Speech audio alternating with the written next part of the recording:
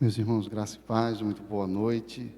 Nosso pastor reverendo Leandro teve uma situação que precisou de sua presença no litoral, envolvendo um imóvel que requeria que ele estivesse lá para cuidar da situação. Vocês sabem que o nosso litoral foi tomado de muitas chuvas e o reverendo Leandro precisou estar lá para contornar uma situação que surgiu.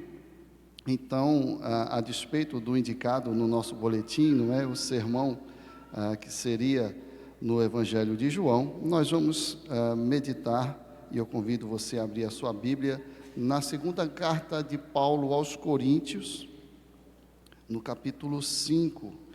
Eu farei a leitura dos versos 14 a 17. E no próximo domingo, nós provavelmente teremos essa parte final desta série que o reverendo veio expondo, né, e que traz o que ele chamou aqui de um spin-off da cruz e da ressurreição, lá no Evangelho de João, tá bom? Complementando a série que foi toda pautada no Evangelho de Lucas. Portanto, segunda carta aos Coríntios, capítulo 5, versos 14 a 17, acompanha a leitura com fé, reverência e alegria no coração. É a palavra de Deus que nos alimenta, que nos dá vida. Apóstolo Paulo aos Coríntios, na segunda carta, capítulo 5, a partir do verso 14, nós lemos assim: pois o amor de Cristo nos constrange, julgando nós isto, um morreu por todos, logo todos morreram. E ele morreu por todos, para que os que vivem não vivam mais para si mesmos, mas para aquele que por eles morreu e ressuscitou. Assim que nós, daqui por diante, a ninguém conhecemos segundo a carne. E se antes conhecemos Cristo segundo a carne, já agora não o conhecemos deste modo. E assim, se alguém está em Cristo, é nova criatura. As coisas antigas já passaram, eis que se fizeram novas. Vamos orar?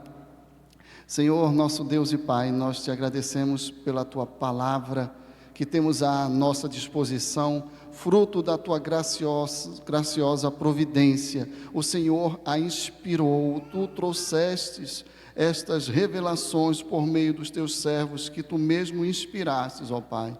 O Teu Espírito que inspirou essas palavras também tem agido providencialmente na preservação da mesma. Nós te louvamos pelas vidas que tu tens usado também na tradução desta verdade inspirada pelo Senhor, desde os textos originais até essas versões de que dispomos hoje, e a facilidade que nós gozamos hoje de acessar a tua palavra. Os meios ordinários estão todos à nossa disposição. Obrigado, Pai. E agora te clamamos pelos meios extraordinários, a atuação maravilhosa, graciosa, poderosa do Espírito do Senhor, nos iluminando para que compreendamos a Tua verdade e que ela fale alto ao nosso coração e mova a nossa vida, em nome de Jesus. Amém. Meus irmãos, nós temos aqui um trecho desta carta esta que você já deve saber disso, não é? O apóstolo escreve, digamos assim, lidando com algumas dificuldades da igreja em Corinto, como você também já deve ter ouvido falar algumas vezes. Foi uma igreja em que o apóstolo enfrentou algumas dificuldades, algumas resistências, e é uma carta que vem com muitas explicações e defesas mesmo. Em alguma medida o apóstolo está assim, se defendendo e se explicando em alguns trechos, e esse trecho não escapa a esse espírito, né? E aqui ele nos fala que o amor de Cristo o constrange, né? O constrange ele e a equipe, e assim deveria ser com todo cristão. Nós podemos nos apropriar, o amor de Cristo nos constrange. E eu queria iniciar essa nossa breve reflexão convidando você a pensar sobre o que é que move você, né? O que é que te move? Por que você faz o que você faz? E por que faz deste jeito? como você tem feito. E especialmente quando o que você faz parece não fazer tanto sentido, não surtir os efeitos esperados, e quando pior, os efeitos que sobrevêm, vêm carregados de críticas, incompreensão, às vezes até alguma maldade mesmo. Não é? Por que é que você continua?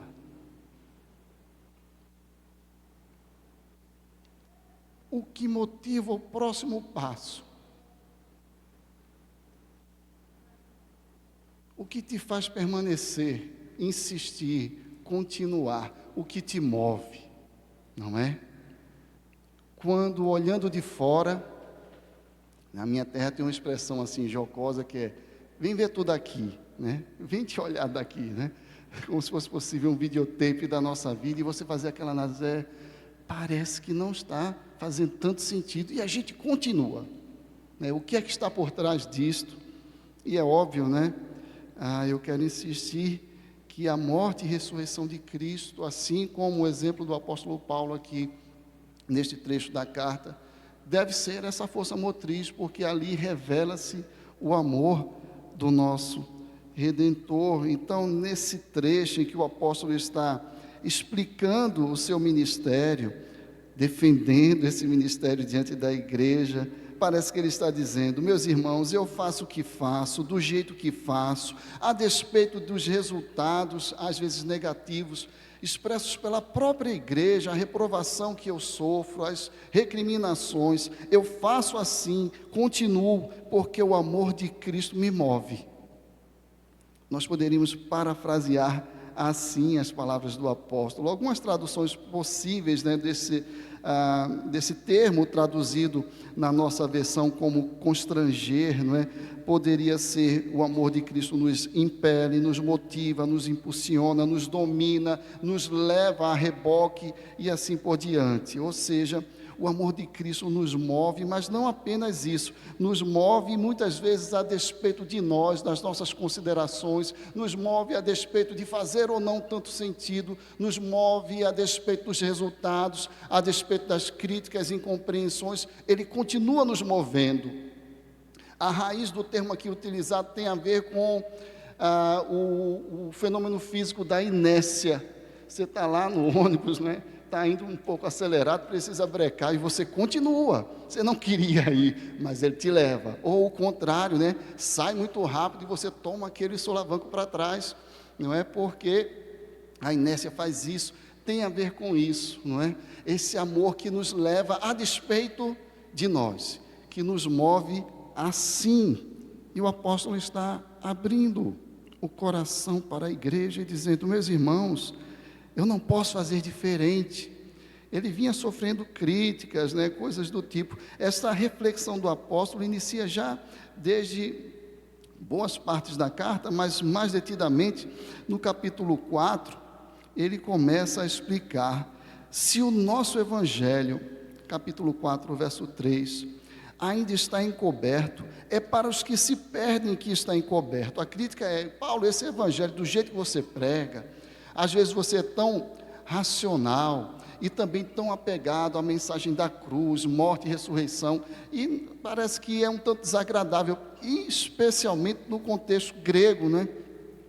E ele disse: esse evangelho está encoberto, não está alcançando, é para os que se perdem que está encoberto, nos quais o Deus desse século, a saber, o inimigo, Satanás, cegou o entendimento dos incrédulos, para que lhes não resplandeça a luz do evangelho da glória de Cristo, o qual é a imagem de Deus. Ele está dizendo que vai continuar pregando o mesmo evangelho, vai continuar agindo como age, não é? Vai continuar sendo fiel a esse evangelho da cruz, morte e ressurreição, porque ele está constrangido, movido pelo Senhor, que não o deixa desistir.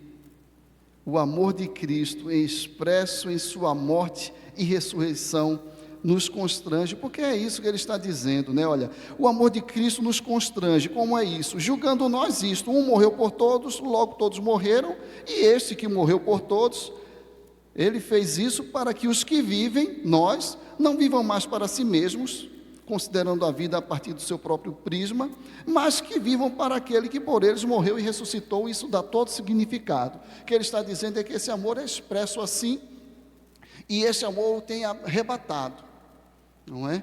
Por isso que a proposição de um tema que guia essa nossa reflexão é justamente o amor que nos move, né? Então nós vamos olhar para esse texto a partir dessa verdade que o apóstolo parece insistir em compartilhar, que este amor de Cristo é a motivação. E o amor expresso nesses termos, morte e ressurreição. Ressurreição que pressupõe morte, e morte surpreendida pela vitória da ressurreição, como nós lemos no texto da carta anterior, a primeira carta aos Coríntios, né, que se encerra todo aquele trecho, onde está a morte, a tua vitória, o teu aguilhão. Cristo triunfou sobre a morte, não é? Então ele descreve uma primeira tentativa de compreender melhor esse texto, pode ser tentarmos entender que amor é esse, não é? O amor que nos move, e ele está descrito aqui, nós já iniciamos esta compreensão de forma muito coerente com as palavras do apóstolo, né? Que amor é esse, como é que ele se expressou, como se explica esse amor, de que ele está falando, o que é isso, que amor é este de Cristo. E ele diz, julgando nós isto, um morreu por todos, logo todos morreram.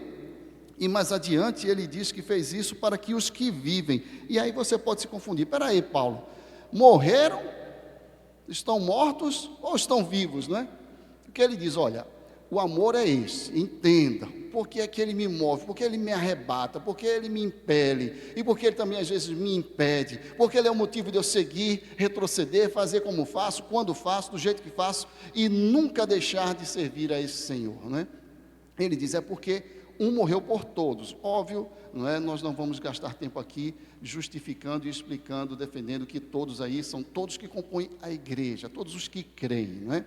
Isso está, digamos assim, presumido aqui para nós, aceitemos isso para não ter tanta volta para chegar no que nós queremos. Morreu por todos, todos os crentes, todos aqueles que virão a crer, todos que serão alcançados pela graça do Evangelho. E ele diz, logo todos morreram. E ele fez isso para que os que vivem, parece que são outros, mas você já entendeu pelo contexto que ele está se referindo aos mesmos. Os que vivem não vivam mais para si mesmos, mas para aquele que por eles morreu e ressuscitou, não é? Então, estão mortos ou estão vivos, não é? O apóstolo está falando aí de uma lógica, digamos assim, jurídica, judicial. Um morreu por todos, ou numa tradução possível também, e mais literal ainda, um morreu no lugar, em favor, em substituição de todos. Esta é a ideia. Ou você poderia entender dentro da lógica do juízo divino, que é isso que está em jogo, um recebeu a pena, porque o salário do pecado é a morte. A alma que pecar, esta morrerá. É disso que ele está falando. Um sofreu a punição pelos pecados, um sofreu a pena de todos, logo todos foram apenados, todos sofreram a pena. Nesse sentido, todos morremos. A nossa morte aconteceu na cruz do Calvário. Estávamos sendo mortos. Esta semana, por providência e um pouquinho de intencionalidade do professor que tem liberdade para lidar com o currículo, né? Nas turmas de Cosmovisão Reformada, coincidiu de ser a ocasião de falar um pouquinho da cosmovisão cristã mesmo, né? Eu apresento algumas cosmovisões lá para os alunos, a gente vai caminhando por elas, as cosmovisões que foram formatando a modernidade, o pensamento moderno. Aí a gente fala um pouquinho de existencialismo, niilismo, deísmo e outras tais, naturalismo. Aí, por providência divina e um pouquinho de autodeterminação, que a gente tem essa liberdade, semana que antecede a Páscoa, a comemoração, falamos um pouco da essência do teísmo cristão e inserimos o tópico, não é? A partir de uma crítica à fé cristã. E é aquela crítica universal chamada no meio dos teólogos e filósofos, né, de teodiceia, que se resume na pergunta: se Deus é bom, por que sofremos tanto, não é? E ali nós vamos considerando que, não só na visão bíblica, mas em qualquer tentativa humana de entender a bondade, seja na mitologia, nas suas muitas expressões, nos romances, seja na filosofia, naqueles que tentaram tratar isso de forma mais racionalista, seja até nas próprias ciências que querem entender o comportamento humano, não é? Como a psicologia, a psiquiatria e os ramos relacionados com criminologia e tudo mais. Bondade, em todas essas áreas, sempre tem dois aspectos, um ativo e um reativo. Ser bom sempre é fazer o bem e combater o mal, puni-lo, não é? E explicava lá para aqueles jovens que, dentro da lógica do cristianismo, Deus é a própria bondade na sua expressão máxima, não é? E assim, Deus, sendo a expressão máxima da bondade, é a expressão máxima dessa bondade ativa, de fazer o bem, de amar, e ao mesmo tempo, de punir toda a expressão do mal. E aí eu voltava a apelar: todos os esforços humanos para entender o comportamento humano concluem flagrantemente: nós somos maus. Então, para o cristão, para a visão bíblica, o dilema não é se Deus é bom porque nós sofremos, é se Deus é bom porque nós estamos aqui, né? O que é que Ele faz conosco? Como Ele pode nos amar e nos odiar? Como Ele pode nos destruir, porque o mal deve ser eliminado, e nos preservar? Como Ele pode nos condenar e nos salvar ao mesmo tempo? Cristo é a única solução para este dilema. Em Cristo fomos mortos, disse o apóstolo. Logo todos foram mortos. Deus foi justo, foi bom, porque estava ali aniquilando esses pecados, punindo esses pecados. O Deus que não pode tolerá-los, não os tolerou. Ele foi justo, Ele foi bom em si próprio, contra si mesmo, na pessoa do Filho.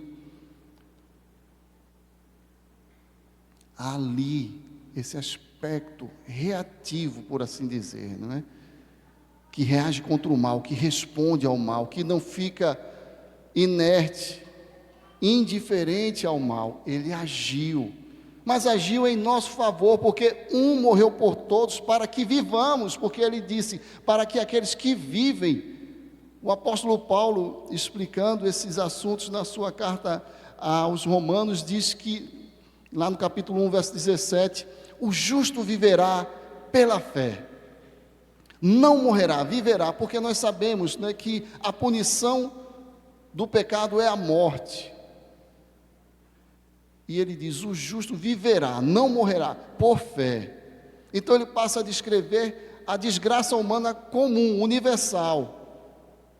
Porque a partir do verso 18 daquele capítulo 1 de Romanos é dito que a ira de Deus se revela contra toda a impiedade e injustiça dos homens que detêm a verdade, retêm, não querem aceitá-la, pela sua própria pecaminosidade. E ele está descrevendo essa desgraça comum a todos nós, todos culpados, merecedores desta morte. E então o capítulo 3 nos traz aquela maravilhosa revelação, né? De que também a justiça de Deus se revela no Evangelho, de fé em fé, porque o justo viverá por fé. Fé em quem e em que? Neste Evangelho do Cordeiro que foi morto pelos nossos pecados, de modo que Deus é justo. E ele continua naquele trecho do capítulo 3 da carta aos Romanos, explicando que, olha, assim Deus pôde ser o justo justificador daquele que tem fé em Jesus. Por quê? Porque Ele tolerou por um tempo os pecados cometidos. Que pecados esses? De todos os cristãos, ou dizendo o melhor, de todos os crentes no Evangelho, que apontava para Cristo, desde Adão até, digamos, o ladrão arrependido da cruz, não é? Todos aqueles tiveram seus pecados por um tempo deixados de lado, mas aguardando a punição. Todos eles entraram no descanso, todos eles estiveram, desde sua morte, crendo neste Evangelho, estiveram já apresentados na presença de Deus, assentados nas regiões celestiais, por causa desta fé no Messias que viria. Mas naquele dia, estes pecados foram punidos. Nenhum pecado ficou impune. Deus não tolera pecados. Ele é justo. É esse amor que move, que impele, que leva adiante, que faz com que não desista, que dá significado, que motiva, quando tudo mais parece apontar para o não. É considerando isso que eu não consigo parar, diz o apóstolo. Vocês têm muitos bons argumentos, vocês me inquirem, vocês falam dos meus resultados, a igreja tem cobrado. Era essa a relação de Paulo com boa parte da igreja em Corinto. Mas eu não paro por causa disso. Ele morreu a minha morte. Ele morreu a morte dos ainda incrédulos que eventualmente crerão. E eu tenho essa esperança de que os eleitos vão responder positivamente. E eu não paro. E eu continuo. Porque ele morreu e ressuscitou. Eu não paro. Por isso são descritos como os que vivem, não é? É assim, esta é a lógica, não há confusão nenhuma. Um morreu, todos morreram, ou seja, todos tiveram sua pena cumprida. Se tiveram a pena cumprida, Deus não vai puni-los novamente pelos mesmos crimes, pelo mesmo pecado. A pena daqueles pecados já foi cobrada, já foi satisfeita. Por isso eles são descritos como os que vivem. E não somente isso, o apóstolo vai dizer que eles vivem num novo significado de vida, eles vivem com um novo propósito. Isso já nos encaminha para a segunda consideração sobre este amor. Então, que amor é esse? É o amor demonstrado na cruz, é o amor explicado pelo evangelista João, como sendo o ato de Deus entregar em sacrifício o próprio Filho. Deus amou o mundo de tal maneira, referindo-se ao fato de Cristo ser levantado na cruz, que deu, e o linguajar de João é sacrificial, deu em sacrifício, deu como oferta pelo pecado, deu o seu Filho, para que todo aquele que nele crê não pereça, mas tenha a vida eterna, porque mortos na cruz com ele, vivos, porque ele ressuscitou para dar a vida eterna, não é? Então, este amor que satisfaz a justiça de Deus, reconhece que todos os pecados foram ali punidos, mas não somente isso, o texto nos diz que ele não só morreu, mas morreu e ressuscitou. É por isso que a ressurreição dá significado, é por isso que a ressurreição é motivo para seguir adiante, é por isso que ele encerra aquele capítulo longo, não é, da primeira carta, o capítulo 15, que foi objeto da nossa leitura aqui ao longo do culto, né? Ele conclui dizendo o seguinte: por causa da ressurreição, Cristo ressuscitou, ele é a primícia, ou as primícias dos que dormem, ou daqueles que aguardam agora a ressurreição, morreram nesta fé, estão já com o Senhor, aguardando para serem ressuscitados. Se é assim, meus irmãos, sejam firmes, inabaláveis, constantes na obra do Senhor, porque neste Senhor que venceu, que morreu a nossa morte, está punido o nosso pecado, e que ressuscitou, ou seja, teve a aprovação do Pai, ele realmente cumpriu toda a justiça, e nos dá essa justiça, nos dá o acesso a Deus, nós ressuscitaremos também. Por isso, sejam inabaláveis na obra.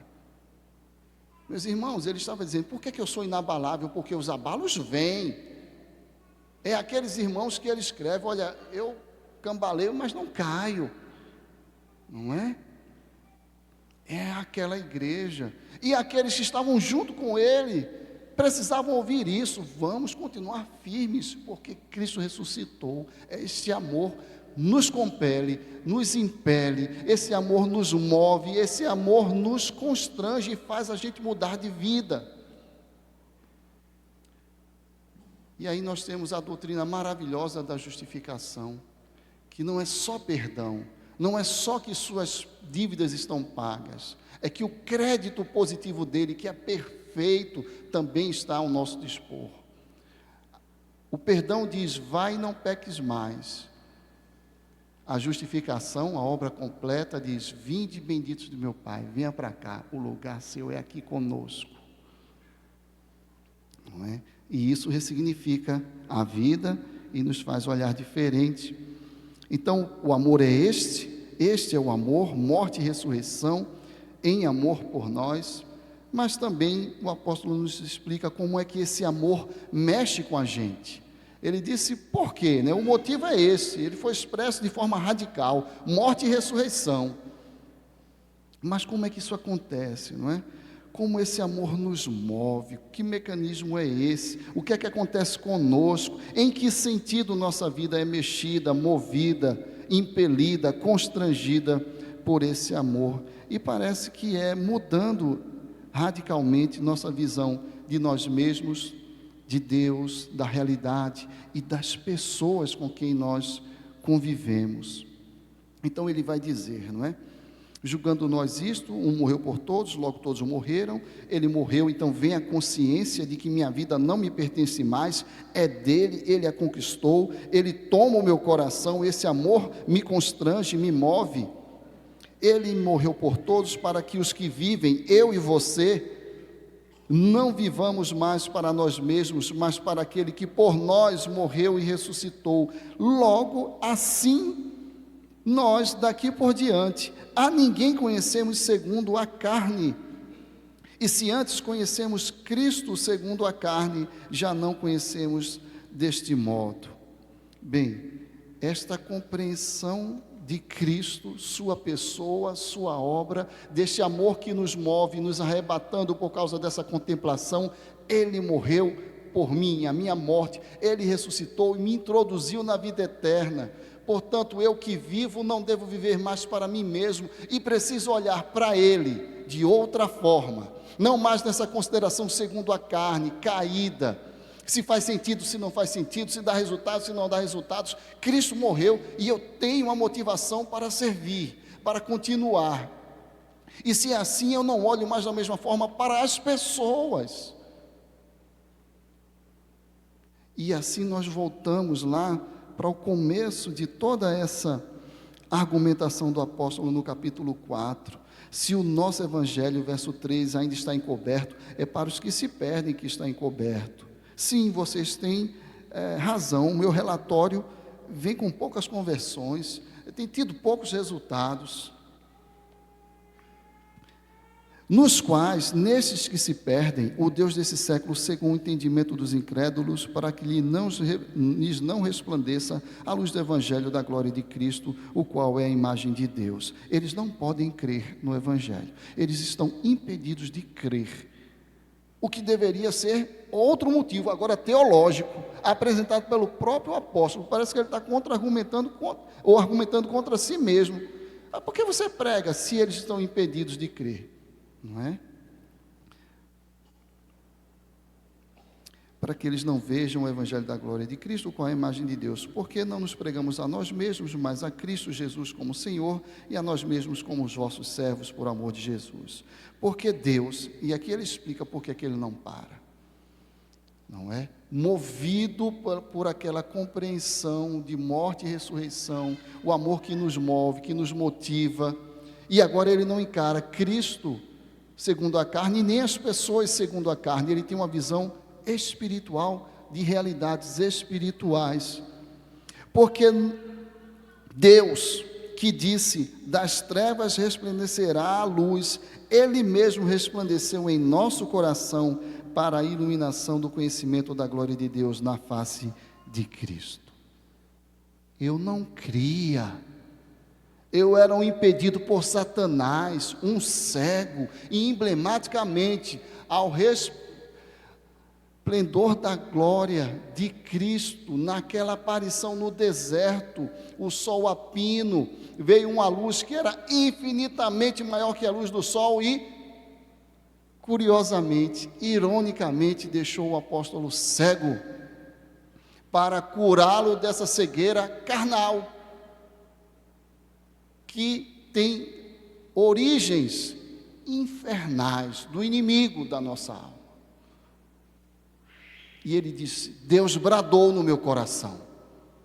Ele que no princípio de tudo disse: haja luz, disse no nosso coração, palavras do apóstolo. Porque Deus que disse: das trevas resplandecerá a luz, Ele mesmo resplandeceu em nosso coração. O que o apóstolo está dizendo é: eu não posso desistir das pessoas, eu não posso considerar os meus críticos na igreja de Corinto, os incrédulos que resistem à pregação do Evangelho, eu não posso considerá-los segundo a carne, mas eu preciso considerá-los segundo esta verdade, e Deus pode fazer a obra no coração.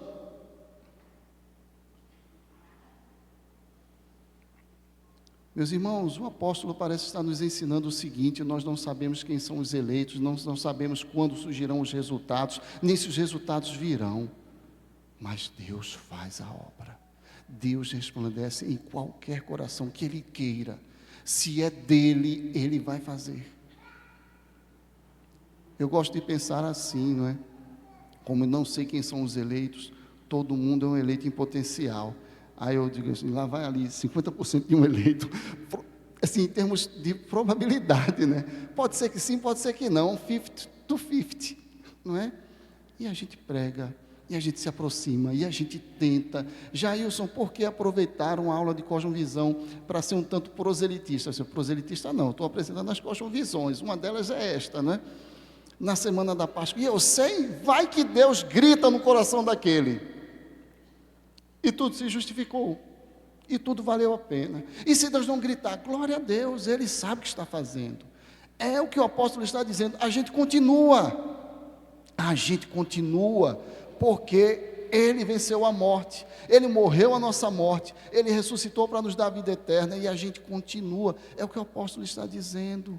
Eu não olho mais para as pessoas como apenas pessoas, eu não olho para as atitudes como apenas atitudes. Ele vai lembrar aos irmãos em Éfeso que nossa luta não é mais, não se reduz, não se limita à luta contra carne e sangue. Envolve carne e sangue? Sim, é tudo que vemos, né, a propósito. Aí ele diz assim, eu estou enxergando um pouquinho mais, eu estou vendo, e nós podemos ver um pouquinho mais do que carne e sangue, ou não? Podemos, porque nós somos o povo que acredita na morte e ressurreição de Cristo. Nós somos o povo convencido de que ressuscitaremos, porque Ele é a primícia nossa, os que dormem.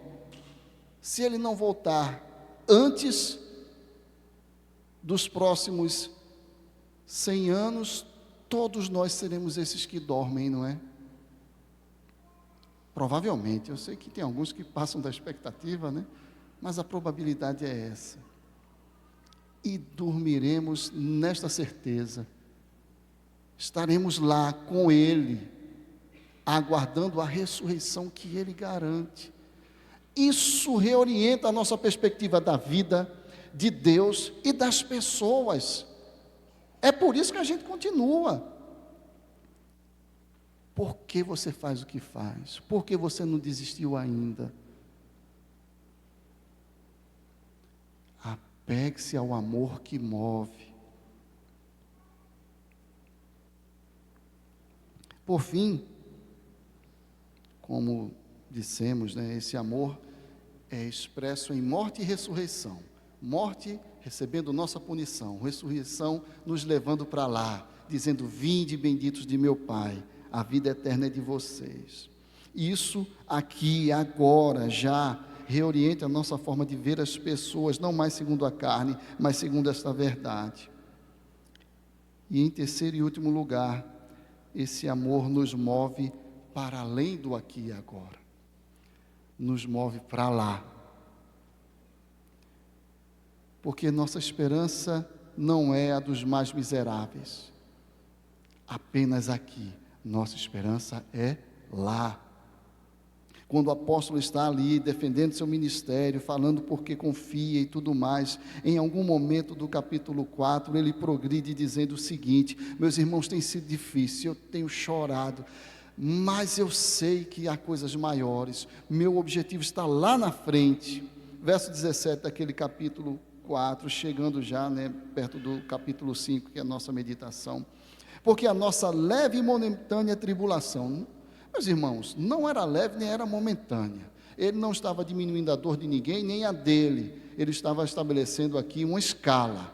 Comparativamente, ela era leve e momentânea sim. Comparado ao quê, não é? Nossa leve e momentânea tribulação produz para nós eterno peso de glória. Com as coisas do porvir, veja, nossa tribulação aqui presente se torna leve e momentânea, comparado com o eterno peso de glória. Leve, pesado, não é? Momentânea e eterno. O que nos aguarda é eterno e poderosíssimo. É isso que ele quer dizer. Comparado com o que está por vir, eu estou no lucro, diz o apóstolo. Minha tribulação é leve e momentânea, porque eu não estou atentando nas coisas que se veem, mas nas que não se veem, porque eu não vejo mais segundo a carne. Porque as que se veem são temporais, as que não se veem são eternas. Louvado seja, portanto, Deus. E aí ele vai começar a falar que aguarda, que anseia estar revestido dessa nova realidade. Sabemos que se a nossa carne terrestre deste tabernáculo se desfizer, está se referindo a essa mortalidade, ao nosso corpo. Temos da parte de Deus um edifício, casa não feita por mãos, eterna, nos céus. E por isso, neste tabernáculo, gememos, aspirando por sermos revestidos da nossa habitação celestial, ou o corpo ressurreto. A ressurreição traz essas esperanças. Nos lembra de que isso aqui é efêmero, passageiro, e não é nada comparado com a maravilha que está reservada. Pois na verdade os que estamos neste tabernáculo gememos angustiados, não por querermos ser despidos, mas revestidos, para que o mortal seja absorvido pela vida. E assim nós lemos esta verdade do verso 17 do capítulo 5. E se alguém está em Cristo, os que têm esta fé, movidos por este amor, lembrados da morte e da ressurreição, que dão significado para a vida, que reorientam a forma de ver as pessoas, estes se antecipam, vivem o hoje com os olhos lá, no amanhã, no porvir. Se alguém está em Cristo, é nova criatura, ou literalmente nova criação. Sabe que as coisas velhas passaram, Deus fez tudo novo, em Cristo Jesus, a redenção já está acontecendo. A consumação virá, mas ela já iniciou. O que o apóstolo está dizendo não é simplesmente que quem está em Cristo é uma nova criatura, no sentido de ser uma pessoa diferente, e é diferente. Mas se eu chegar aqui na semana que vem com a cabeça raspada e tatuada, fazendo parte de uma nova, uma nova tribo, um novo nicho societário, você vai ver diferenças em mim. Não é disso que ele está falando, não é que quem está em Cristo é uma pessoa diferente apenas. Ele está dizendo que é nova criação, ele está falando dessa incorruptibilidade, já começou. Ele está falando do novo céu e nova terra, como vimos hoje pela manhã, na ressurreição, o primeiro lampejo, na glorificação de Cristo, que apareceu ressurreto, já glorificado. As coisas do porvir já se fazem presentes, e isso já está em nós também. Nós já temos uma centelha do porvir em nós. Nós somos o povo do já e ainda não. Ainda vai se consumar? Sim. O apóstolo anelava? Sim, mas ele dizia, já é presente. Nós já somos nova criação. A nova criação restaurada já começou nesse Espírito que está em você, o Espírito de Deus mesmo. Ou você acha que isso é coisa da velha e caída criação? Já começou. Nós já somos gente assentada nas regiões celestiais em Cristo Jesus, disse o apóstolo aos Efésios. Já começou. O amanhã já é nosso. o céu já é nosso, Cristo é nosso. Nós aguardamos pelo cumprimento na história e no tempo, na nossa experiência de todas as coisas, sim, mas este cumprimento começou.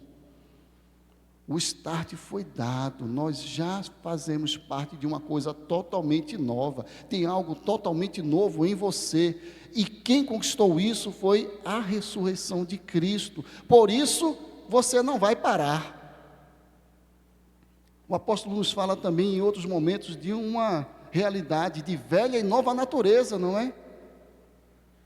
Não é que a velha natureza está um pouco diferente, não! É a velha, tem a nova. Ele nos fala de dois homens, o que se corrompe e este que é absorvido pela vida. Isso já começou em você. Creia, na ressurreição, nós somos introduzidos factualmente nas coisas novas, no novo céu e nova terra.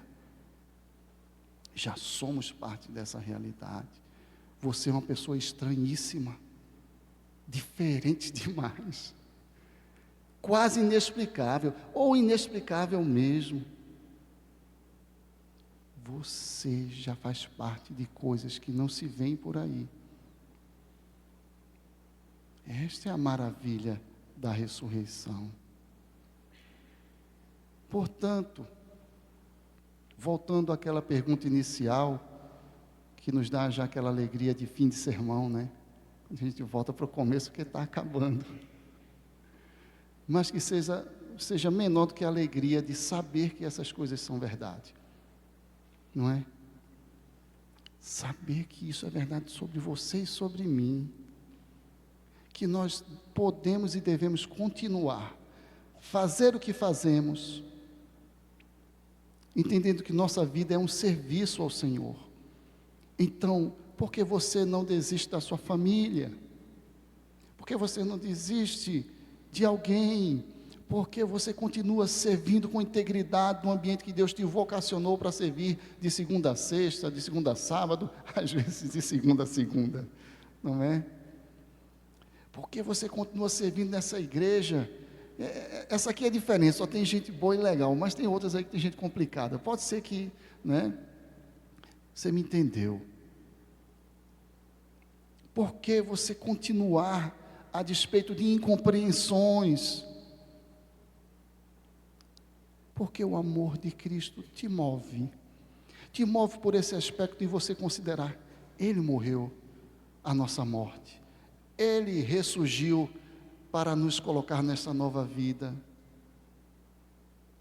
Eu não posso encarar as pessoas mais daquela forma tão simplista, desconectada dessas verdades, ou segundo a carne, como disse o apóstolo.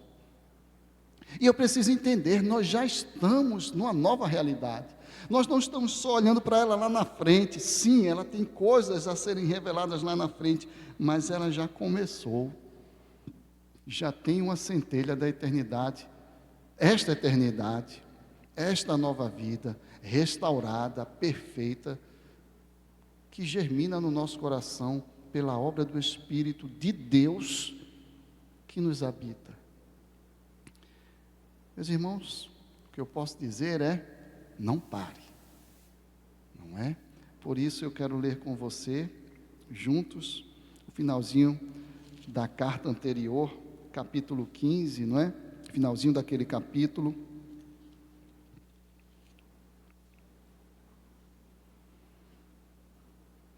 Dos versos 54 a 58.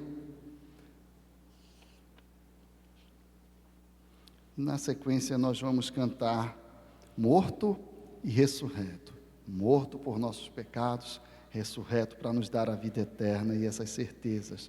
1 aos Coríntios, capítulo 15, do 54 até o fim do capítulo, vamos ler juntos com fé. E quando este corpo corruptível se revestir de incorruptibilidade, e o que é mortal se revestir de imortalidade, então se cumprirá a palavra que está escrita: tragada foi a morte pela vitória. Onde está, ó morte, a tua vitória? Onde está, ó morte, o teu aguilhão? O aguilhão da morte é o pecado, e a força do pecado é a lei. Graças a Deus que nos dá vitória por intermédio de nosso Senhor Jesus Cristo.